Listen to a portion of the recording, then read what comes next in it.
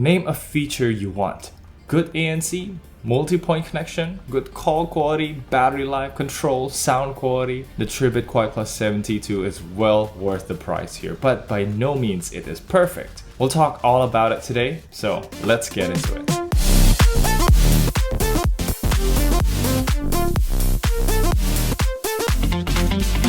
Selamat pagi! Good morning everyone, Kenneth here and welcome to my review of the Tribit QuietPlus 72. As a disclaimer, this unit is sent by Tribit free of charge, but everything that I say is my own honest opinion and I am not paid by anyone. So if you want to help me support what I'm doing, please consider using the links down in the description to go to Lazada, Shopee, Amazon, AliExpress. Then you can buy anything you need. You just have to go through those links first because that way I could get a small commission at no extra cost to you. Thank you so much once again. And let's get started with the most important thing, the sound quality. Now I don't want to start on a bad note, but this sound quality, I think it could use a lot of improvement. And the worst part is, depending on whether you turn on ANC or not, the sound character changes. Let's start with ANC off first. And whether you use it wired or Bluetooth, the sound is pretty much the same. It's a pretty flat sound. Like, it's really flat and plain and uninteresting. But vocal reproduction is still okay, even for rock songs, and I could listen to pop, acoustic very well too. Even listening to The Weeknd to test the bass, it's just fine. But why did I say that this is not interesting? That's because with ANC on, this sounds so much better. It feels like finally the drivers get enough power and suddenly any music felt more alive and dynamic. There are so much more oomph in the low ends. The vocals are pushed forward to be more in focus. And the most significant difference is the soundstage. It turned from just a plain flat sound to something that actually surrounds you, and switching back to ANC off instantly made a music sound lifeless, which is just crazy. I don't want to say that this is only usable with ANC on, but the difference is too big to ignore. Now, no matter what mode you're in, this thing can go loud, like very loud. I wouldn't dare put it above 70%, but be careful because it's so loud, the sound will leak when you do crank this up more than 70%. Now, let's move on to the build quality and fit. And first of all, I did try to stretch this during unboxing. While I don't do it like Jim's review room, who would totally stretch headphones flat on his videos, I think durability is more about repeatedly doing smaller scratches, like what you do to put it on your head, because you're going to do this for years. But that will be impossible for me to test, so I don't know if doing the big flat stretch test helpful. At the moment, I think I'll just observe if there's any weak points here in the construction that could fail, but do let me know should I do extreme test with headphones in the future. Now, as a background, I did use a headphone before, and I did use it for a couple years before I changed to true wireless earbuds. And I was really disappointed when one plastic bit of my headphone starts to crack. I taped it, but it eventually just snapped. So I couldn't use it anymore now. And as for this Tribit, I think it looks solid. The rotating hinge down here is made of metal, and the part where you extend the headphones is also metal, though it is still covered by plastic and plastic. So this could be the most likely failure point that I can see here. Moving on to the comfort, the padding on the top is plentiful. The ear pads are also soft and thick enough to keep the headphones comfortable, and when worn, the pressure is just enough in my opinion. It doesn't hold on too hard, though if you lean backwards like oh my, it falls very easily. Moving on, the structure inside each ear cups is slightly angled according to your ear, so it won't press to your ear like a flat one does. So hurting is not an issue here, but I do find these to get hot very easily in about an hour or two of use, which is the only thing that's keeping me from using this for longer sessions. But I think that differs from person to person, right? And so for me, I took a break from time to time. The ear cups thus rotate to the front, so it doesn't awkwardly hang on your neck like this, and they do fold as well.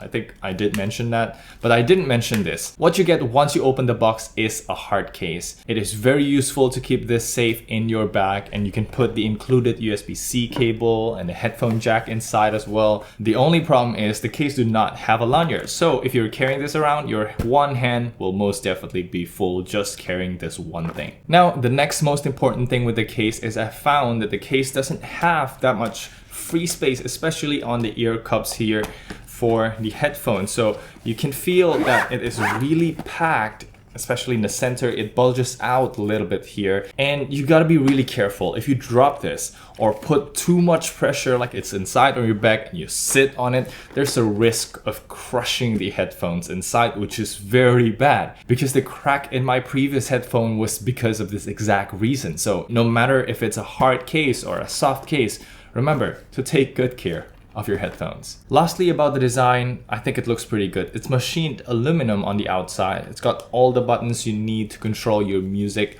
on the right side, and on the left side you have your ANC switch. Very simple, very straightforward. Everything is easily accessible with your thumb.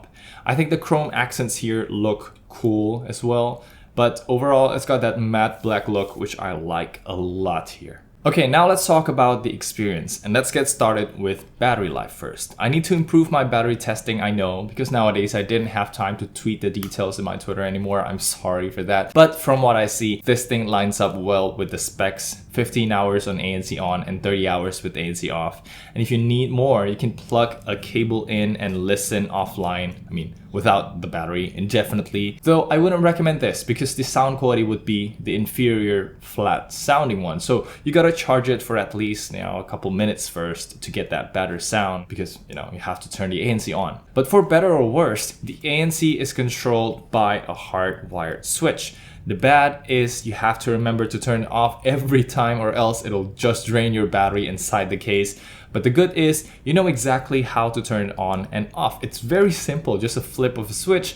When you need ANC, it doesn't matter if you want to listen to music or not, just flip the switch on. If you don't need it, turn it off. Now, the quality of the ANC itself is pretty good. Or very good actually. It uses a hybrid system with a couple mics inside and outside, and the performance is pretty much on par with my favorite ANC Tribit earbuds, the Earphone Air Pro. Check out the review right here. But for this headphone, I think it'll perform very well cancelling out crowd, bus, or plane engine noises, but I can notice a tiny bit of hissing when it's on. But that is gone the instant you listen to any music, so I think that's fine. And again, with that ANC on, you just get much better sound here. Now, if you're looking for ambient mode, it's not present here, but it's got multi-point connection, which is super useful. I use it to connect to both my phone and my laptop, and it switches automatically depending on where media is playing. All you have to do is to pair the headphone to the devices that you need, and then tap on the Tribit QuietPlus 72 name, and the earbuds will say connected, and now this thing is connected to 2 devices. Speaking of which, the voice prompt here only tells you if it's on, off, pairing, or connected. It's not like the Bose that tell you how much battery every time you turn it on, so this you gotta check with your phone. In terms of controls, it's got everything covered with the 3 buttons on the right ear cup. The only thing that I wish could be better is these buttons, the build. I mean, they all feel the same and there's no way to differentiate them just by touch. So adding a small bump in the center here would be a great start, but honestly, it's no big deal for me. Okay, it's time to check out the call test, and at the moment I don't do latency tests because I'm not sure how to do it and I don't see it being a trend with the headphone world, but do let me know if you want to see it. Alright, welcome to the call test everyone. Right now you're listening to my iPhone 10 microphone. I'm about an arm's length away talking at a normal volume. So let's now turn on the Tribit QuietPlus 72 by holding the center button. Okay, it gets connected really quickly, as right now you're listening to my voice through the Tribit QuietPlus 72 microphone. So what do you think about the sound quality? Is it okay? I think it should be fine for indoors, but let's see how it performs outside. Okay, so we are on the Tribit QuietPlus 72. Some motorcycles and some cars is passing by on the street right beside me. So see if you can hear those, or if you can hear just my voice clearly or not.